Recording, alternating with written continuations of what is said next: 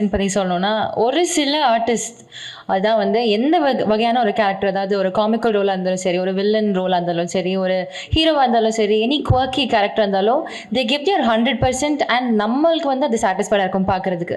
எந்த இடத்துலயுமே இது அவருக்கு செட் ஆகலையே, இது ஃபிட் ஆகலையே அப்படின்ற ஒரு தாட்டே நமக்கு எழாது. ஸோ அந்த அளவுக்கு ரொம்ப கன்வின்சிங்கான performance all throughout his career. அவ்வளோ ஒரு லாங் ஜேர்னில என்னைக்குமே ஒரு என்டர்டெய்னரா இருந்து நம்மள என்டர்டெயின் பண்ணிக்கிட்டே இருக்கிற ஒரு ஒரு மகத்தான ஒரு நபர். அண்ட் அவருடைய மேடை பேச்சு என்னைக்கு வந்து ஸ்டேஜ்ல ஏறி அவர் மைக் பிடிச்சி பேசினாலும் அதை ரசிக்கிறதுக்கு ஒரு தனி ஃபேன்ஸ் இருக்கும். ஸோ இன்னைக்கு இங்க என்ன பேச போறீங்க அப்படின்றத பார்க்கறதுக்கு எங்களுக்கு ஆசை அதிகமா இருக்கு. Sathyaraj sir, please with lots of respect and love, I invite you to talk a few words please. ஊடக நண்பர்களுக்கு வணக்கம்.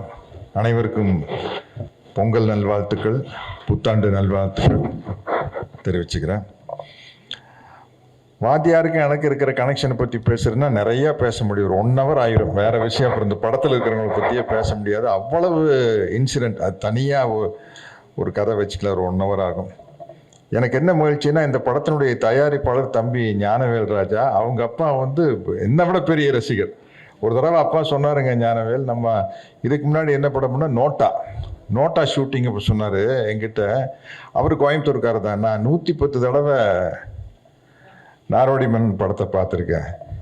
110 தடவைனா யூடியூப்லேயோ ஃபோன்லேயோ டிவிலையோ தியேட்டரில் போய் டிக்கெட் வாங்கி 110 தடவை பார்த்துருக்கேன். 3 ஹீரோயின், அவ்வளோ அழகான ஹீரோயின், பானுமதி அம்மா, சரோஜா தேவி அம்மா, எம்என் ராஜம் அம்மா, இவங்க 3 பேரும் 110 தடவையில் ஒரு தடவையும் கூட அவங்க முகத்தை பார்க்கல.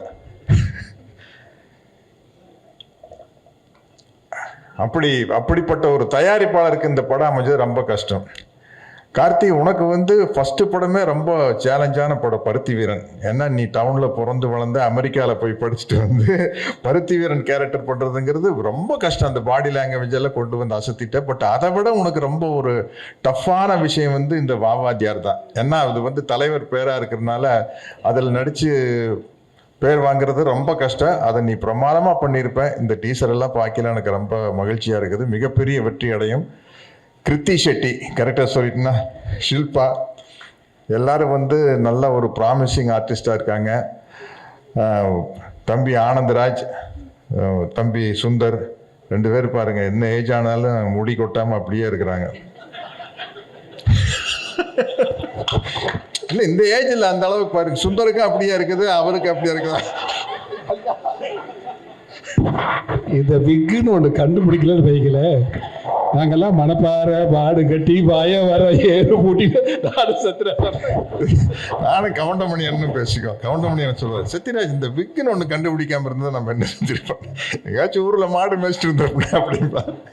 அதுக்கு நம்மளுக்கு 1 2 3 எல்லாம் தெரியணும்ல. முதலாளி கேட்பான்ல, அப்போ இத்தனை மாடு ஓட்டிட்டு போனால் திருப்பி வரையில கணக்கு கரெக்டாக இருக்கிறாங்க நம்மளுக்கு. அப்படி காமெடியாக பேசிக்கிட்டு இருப்போம். அதனால என்ன, இந்த படத்தில் நலன் வந்து இதை வந்து இந்த படத்தை வேற மாதிரி டீல் பண்ணியிருக்கிறாரு. அதாவது தலைவர் பேர் வச்சுட்டு புரட்சி தலைவர் பேர் எடுக்கிற படம் வந்து ஒரு பழைய மாதிரி இருந்துருமோ அப்படிங்கிறதே இல்லாமல், இன்னைக்கு மாடர்னா நம்ம ஜென்சி கிட்ஸ்ன்னு சொல்கிறோம் இல்லையா, அவங்க ரசிக்கிற மாதிரி ஒரு படத்தை எடுத்துட்டாரு. இதில் நடந்த காமெடியான விஷயத்தை மட்டும் ஒன்று சொல்லி, என்ன படம் வந்து டெஃபினட்டாக ஜெயிக்கும் அப்படிங்கிற நம்பிக்கை எனக்கு இருக்குது. நான் சினிமாவில் நடிக்க வந்தப்போ கிட்டத்தட்ட ஆச்சு, ஒரு 50 வருஷம் ஆச்சு. நான் 78 முதல் படம் வந்தது.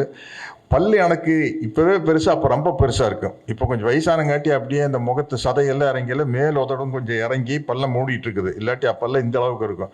போய் சிவகுமார் அண்ணா கிட்ட தான், அப்பாக்கிட்ட தான் போய், அண்ணா பல்லு ரொம்ப பெருசாக இருக்குன்னு என்னென்ன பண்ணுறது அப்படின்னா, இது கோயம்புத்தூர்லேருந்து கிளம்பிலே இதெல்லாம் யோசிச்சுட்டு வர வேண்டாமா, இங்கே வந்து சொன்னேன். அதே பல்லு தானே கோயம்புத்தூர் இருக்கும்போது இருந்த அளவுக்கு தான் பல்லு இங்கேயும் இருக்குது. அண்ணா இதுக்கு ஏதாச்சும் ஒரு வழி சொல்லுங்கண்ணா அப்படின்னா, மந்த வழியில் ஒரு டாக்டர் பேர் சொல்லி அங்கே போய் கொஞ்சம் பல்ல ஃபைல் பண்ணி ராவிடுங்க அப்படின்னார். அங்கே போய் டாக்டர்கிட்ட போய் உட்காந்தாச்சு. காட்டுங்க, எல்லாம் காட்டி அந்த ஒரு சின்ன சக்கரை முக்கிறோம் இங்கே பல்ல வச்சு தேய்க்கிறாரு. முன்னாடி பவுடராக கொட்டுது. கிட்டத்தட்ட கால்வாசி பல்ல அரைச்சி எடுத்தாச்சு. எடுத்ததுக்கப்புறம் பார்த்தா பல்லு பெருசாக தெரியுது. டாக்டர் அது கலை வெறி, நம்ம வந்து சினிமாவில் நடிச்சு ஆகணும். டாக்டர் இன்னும் ஓட்டுங்க, டாக்டர் இன்னும் ஓட்டுங்க, பவுடராக தெரிக்குது. இனிமே பண்ண முடியாது. டாக்டர் பரவாயில்ல டாக்டர், இன்னும் பல்லு பெருசாக இருக்குது, இன்னும் கொஞ்சம் அரைச்சி விடுங்க அப்படின்னா, இதுக்கு மேலே அரைச்சோம்னா ஐஸ்கிரீம் சாப்பிட முடியாது, சூடாக காஃபியும் சாப்பிட முடியாது, பரவாயில்லையா அப்படின்னாரு. பரவாயில்ல டாக்டர் பண்ணுங்க, இதுக்கு மேலே பண்ண மாட்டேன் அப்படின்ட்டார்.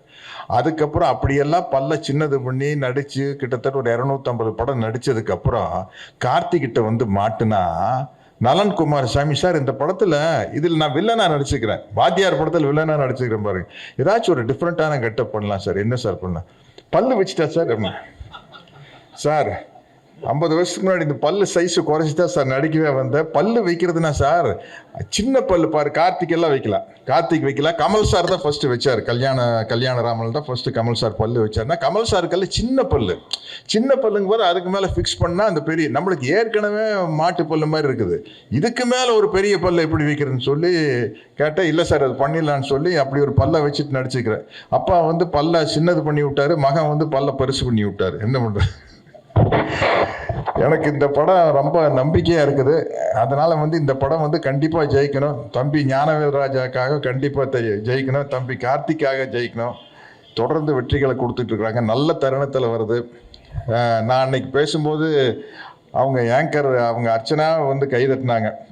நான் லைனாக வாத்தியார படம் சொல்லிட்டு வந்து 1964 வேட்டைக்காரன், 64 பொங்கலுக்கு வேட்டைக்காரன், 65 பொங்கலுக்கு எங்கள் வீட்டு பிள்ளை, 66 பொங்கலுக்கு அன்பேவா, 67 பொங்கலுக்கு தாய்க்கு தலைமகன், 69 பொங்கலுக்கு மாட்டுக்கார வேலை அப்படின்னு லைனாக அடிச்சுட்டு வந்து, அடைய அப்போ இப்படி ஒரு எம்ஜிஆர் ரசிகர் அப்படின்ட்டாங்க. அதே மாதிரி 26 பொங்கலுக்கு வா வாத்தியார்.